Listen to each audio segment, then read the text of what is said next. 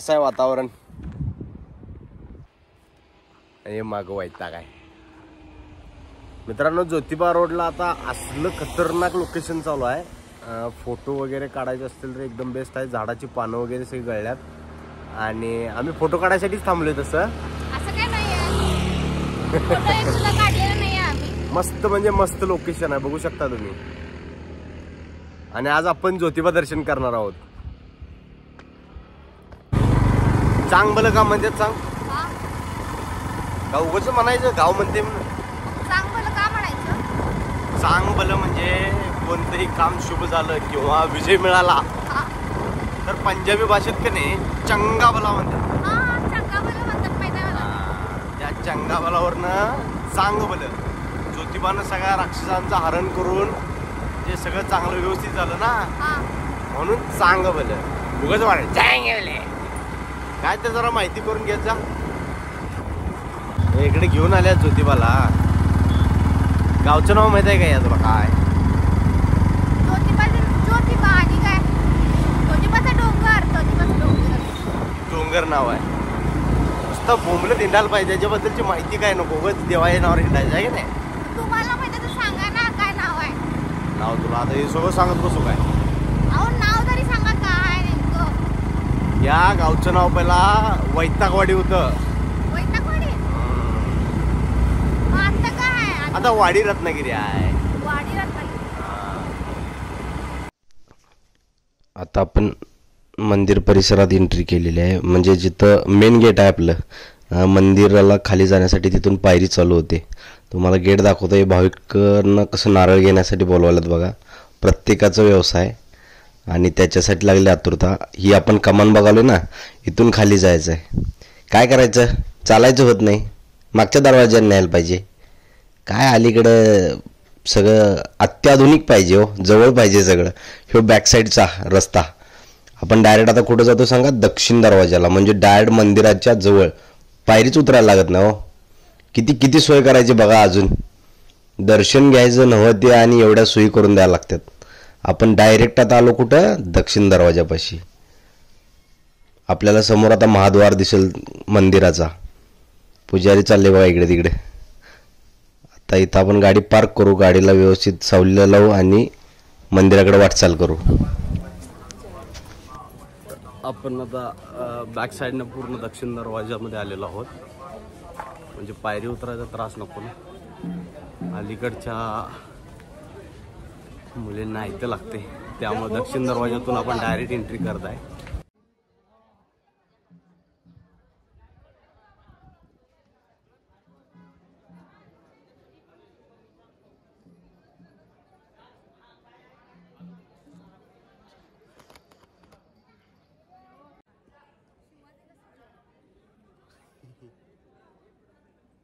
आता सध्या आपण ज्योतिबा मंदिर परिसरात आलेलो आहोत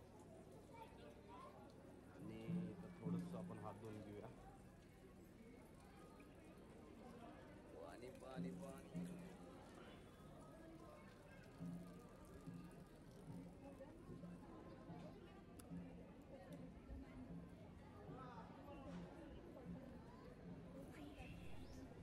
आता आपण मेन गाभाऱ्यात दर्शनासाठी जाणार आहोत. जात जाता पहिला बघा तुळशी वृंदावन आहे. तुळशी वृंदावनाच्या दर्शनानं आपण आता देवाच्या दर्शनाला सुरुवात करणार आहोत. तुळशी वृंदावनानंतर आता येतं ते नंदी. समोर आपल्याला 2 नंदी दिसत आहेत. त्यातले एक नंदी हा सरळ आहे आणि एका नंदीची मान थोडीशी तिरकी आहे. तुम्ही बघू शकता कधी गेला तर.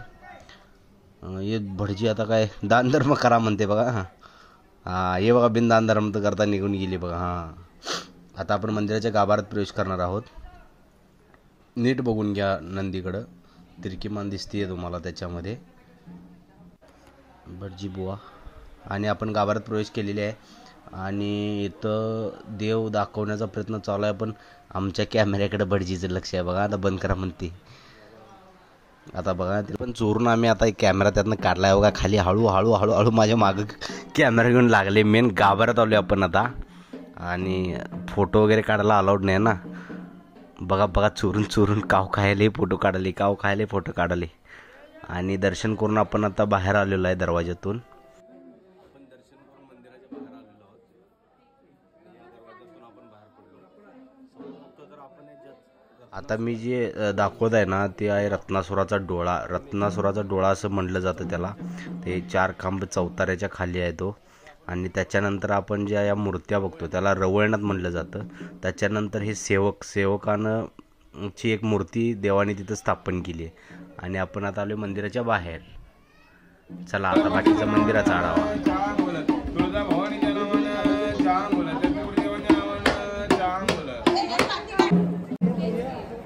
नवीन लग्न झालेल्या जोडप्याला ज्योतिबाचा गोंधळ घालायला लागतोय. आणि बघा मागं गोंधळ घालायला. त्याच्यानंतर काय बायको गोंधळ घालायला हायच की. देवाजवळ एकदा गोंधळ घातला की मग तिथनं आयुष्याचा गोंधळ चालू होते. जी गोंधळाची परंपरा आहे ती मागच चालू आहे. मंदिर परिसरात आहे आपण. आणि शेपटलेलं तोंड वारणा लसी द्यायला लागणार आहे बहुतेक. बिन पायऱ्या उतरता मी वारणा लसीची गरज वाटायला लागली आहे मला. ऊन केवढा आहे. आपले संत सावतामाळे आहेत की नाही ते ज्योतिबा दर्शनला आले होते. मग त्यांच्या संग पाठ लागून त्यांची बायको पण आली होती. मग तिला लागली होती भूक आणि ती त्यांना त्रास देत होती. सावतामाळे म्हणले काय करायचं. मग तिला काय सांगितले या डोंगरावर जा तर भरपूर रत्न आहेत तू घे. मग तिला ते खरं वाटलं आणि ती रत्न गोळा करायला गेली. डोंगरावर बघते तर काय सगळी दगडच दगड. रागान सगळे दगड गोळा करून आणली ती बारीक बरोबर आहे. सावतामाळींच्या समोर टाकली कुठं आहे तुमची रत्न म्हणून. आणि ती दगडाचं रत्नात रूपांतर झालं म्हणून रत्नागिरी. आलं का लक्षात. नुसतं बोंबलं हिंडायला यायचं माहिती काय घ्यायची नाही. देवाला आल्याशी काय माहिती आहे का महागाई कशासाठी उभा केले ते. कशाला नमस्कार करून आल्यास मग सांगा ना. पालखी निघते का नाही त्यावेळेला पालखी त्या याच्यावर अष्टकोनावर बसवली जात्या. म्हणजे देवाची पालखी ज्यावेळेला बाहेर निघते त्यावेळेला तिथं बसवली जाते पालखीला. आता आपण पूर्णपणे खाली आलेलो आहे आणि तुम्ही बघू शकताय मागं माझ्या काळभैरीचं मंदिर आहे. ज्योतिबांचे सेनापती होते काळभैरी आणि यांचं आपण मंदिर बघत आहे. सगळे म्हणतात देवाचं तोंड दक्षिणाभिमुख आहे. दक्षिणेकडे असं का. देवाला आल्यावर काहीतरी दक्षिणेकडे दिसले ना तुला. काय झालं होतं रत्नासुराचा वध देवानी केला होता त्यावेळी महालक्ष्मीनं काय सांगितलं तुम्ही माझ्या सेवेसाठी कायम इथंच राहा आणि तुमचं तोंड माझ्याकडे राहू दे. म्हणून ज्योतिबाचं तोंड महालक्ष्मी अंबाबाईकडं दक्षिणे साईडला आहे. त्याच्याकडे घेतलेला शांतता राखणाऱ्या माता.